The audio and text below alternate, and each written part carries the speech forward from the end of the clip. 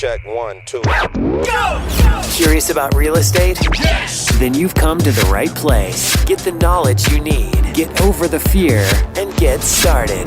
This is the Michael Quarles Real Estate Show with your host, Michael Quarles. Hello, everybody. Michael Quarles with the Michael Quarles Real Estate Show. Welcome to our podcast. Today we're doing episode 274. Kind of cool. 274. Think about that. I'm 26 away from 300. I've got another 90 or so Alex calls, 20 or so interviews, plus all the other interviews I've been on podcasts now. It seems like should be a professional by now, but you can tell I'm not. I'm just a guy that buys houses and wanted to help folks learn how to buy houses. That's all I am. Today we have 5 questions sent in by real estate professionals, folks that love what they do, love what I do, try to make the world a better place. I'm going to try my best to answer it. Here we go. Question number 1. Having listened to a bunch of your podcasts, thank you so much. It seems like most of the investors are located in more rural, low-cost areas. Is there a different strategy for investors in areas like Washington, D.C., Boston, or New York City? No, there's not. Here's what you have to realize. I'm in a market where if I buy a $200,000 house, I can make $50,000 on it. You won't, in some areas, find a $200,000 house. You'll find a $400,000 house. You'll find a $600,000 house. I can tell you in those areas, you're not going to only make $50,000. If it's a $400,000 house, you can make $100,000. If it's a $600,000 house, you can make more. But here's what I know. Your call volume percentage is going to be lower. So if I get, say, a percent call volume, and I can buy a $200,000 house, and you're in a $600,000 area, you may only get a third or a half. But to you seem like you're not as busy. Well, to me, you're just making more money. Because one, I have to buy 3 houses for every house you buy at $600,000. So I do 3 times the amount of work. Your marketing is actually producing a little bit better than I am because it's a rate of return. It's not a percentage of phone calls coming in. You're just in a better area. And then when you buy a house, your numbers are so huge that you can play with some of that. Gosh, do I buy it at 60 cents? Do I buy it at 65? Do I buy it at 73 cents?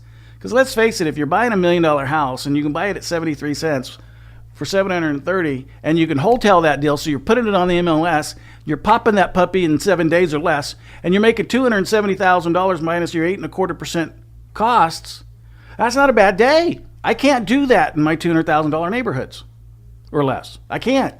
You're making more profit on $1 million deal than I sell the whole house for. So, man, I'd love to be in some of these high rent districts. I'd love it. But I do buy houses all across the country, so I can't complain too much. I should not say I buy all across the country. I buy at 113 markets. And it's not everywhere in the country, but it's 113 markets, not a bad. And there's criteria we use to determine which markets we want to go to. And if you get in the coaching program that we have, we'll explain the criteria and how to do it for yourself. Question number 2.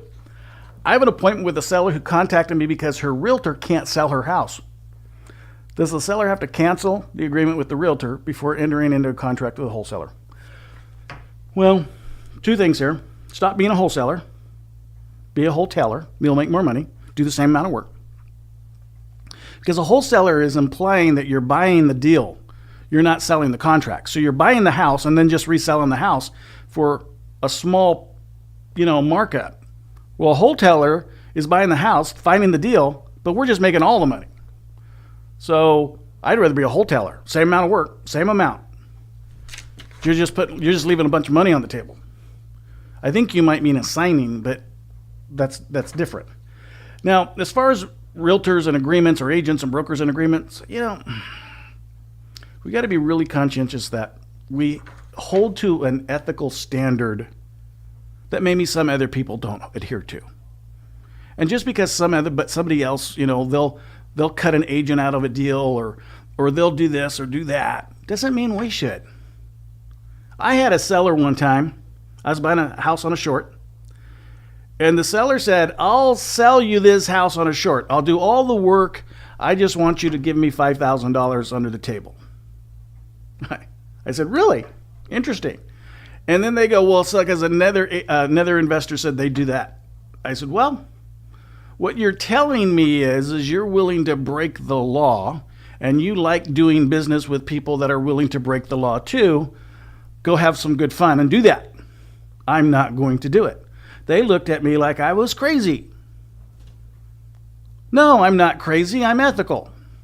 I am not going to go and violate the law, lie to the lenders, lie to the escrow, lie to the closing attorney. I'm not going to do any of that. And if a house is listed with a real estate professional, do not ask the seller to cancel the agreement. Tell the seller this: if your house becomes unlisted and is no longer on the market available through your real estate professional, please give me a call and I'll set a time to come out and buy your house. Do not teach them and coach them on how to get it unlisted, cancel the listing, whatever it is. Don't do it. It's not fair. Do you really want to do business with someone who says to you, I'll cancel my agreement with somebody else to enter into an agreement with you? If you do, what's going to stop them from canceling your agreement and selling their house to somebody else? Because they're proven to you they will cheat on you. And you get into a relationship knowing that someone's going to have that kind of a mind frame? That would be crazy. Absolutely insane. Just let them know to call you back when it becomes unlisted and no longer available on the market through their real estate professional. Appreciate that real estate professional, respect that real estate professional, and demand they do the same thing for you. That's it. That's all it is. You know, you can't lose what you don't have, and right now you don't have anything. All you can do is cheat to find something. Go find something that's real. Don't cheat for it. Thanks for listening. We'll be right back. Are you running out of leads? It's time you tried Yellow Letters at yellowletters.com. Get motivated seller leads through yellow letters, postcards, zip letters, typed professional letters, greeting cards, door hangers, and business cards. Yellow Letters is a full-service marketing company created with your success in mind. Get the personal attention you need to get your direct mail campaign started and get in touch at yellowletters.com. And we are back in 3, 2, 1. Question number 3. Is there a particular window of time that probate letters work best? I like 1, 2, 3, 6, 9, and 12 months. And there's various reasons for all that. You know, in the beginning, 1, 2, 3, we want to hit them for those people that are ready to do something now. 6, 9, and 12 months, we're waiting for those people to get over the emotion and the battle of probate. You know, they've lost someone dear to them, someone probably very close to them. Maybe they're dealing with a bunch of relatives and siblings. And it's just a traumatic situation, so some people just need time. In the beginning, for those that are ready to go right now, 6, 9, and 12 for the ones that need some more care. Probate investing is more of a nurturing investing model, but I've got a coaching student out of Louisiana that's doing great on probate. I think he's on he told me today, after his phone call with me, he was going to get onto his 40th deal. 40th deal. His first one was a little over a year ago. Just a little itty bitty over a year ago. I love those stories. Question number 4. A portion of my farm area is Spanish speaking. Mine too. I live in California. Should I have my mailers written in English one side and Spanish on the other side? I've tested this. No. Because here's the thing.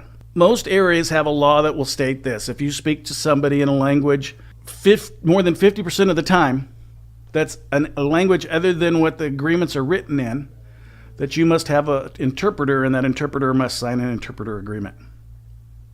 So if you speak to them in Spanish 70% of the time and you use an English contract, it's not a binding agreement unless you have an interpreter that can translate the agreement to the seller in the language that you've been speaking to them in. And most people don't go to that hoop.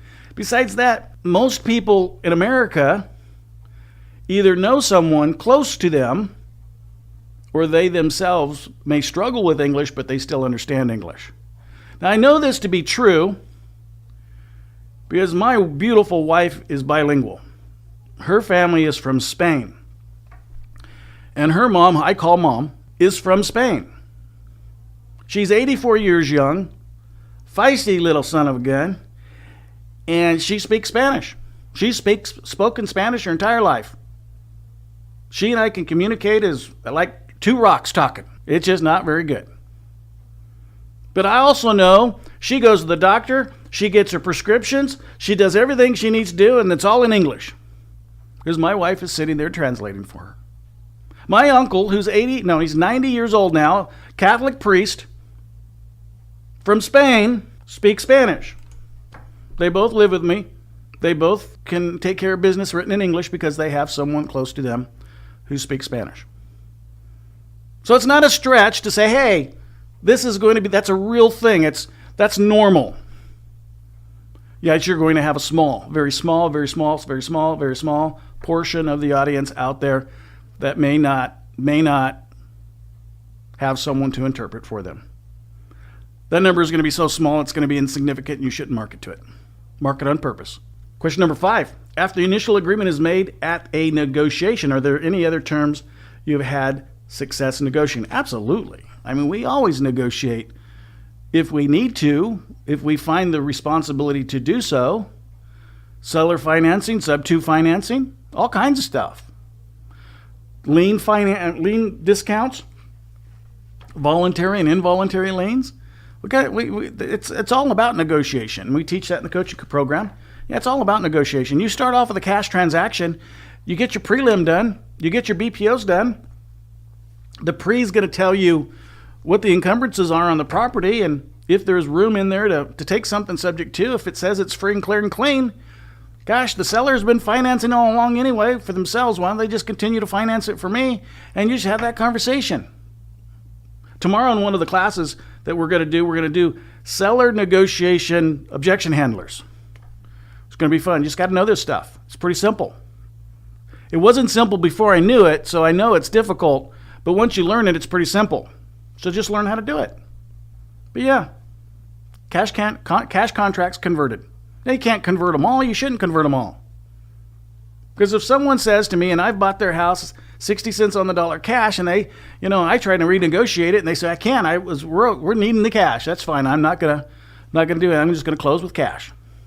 Cash comes from multiple areas, folks, and it doesn't necessarily mean that it has to come out of your bank account. It comes out of somebody else's bank account. It just needs to be there on the date you promised the seller that it would be there in cash.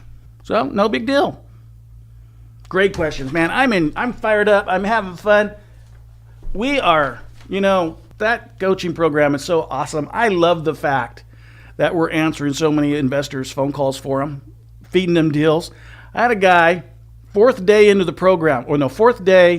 marketing, so he's really close to the end of the program. He's moving out of town. He wanted to start investing in the town he was moving to. He said, Mike, should I wait? And I said, absolutely not. Let's hit that market. Because I buy virtually. We don't look at houses. He says, but I said, I know it'll be okay. So he dumped some mail in the mail. His fourth day, he got a deal.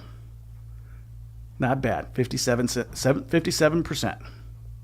57 cents on the dollar. Cool stuff. Till next time, guys. Talk to you soon. Bye-bye. Thanks for listening to the Michael Quarles Real Estate Show. Get more info and stay in touch at michaelquarles.com.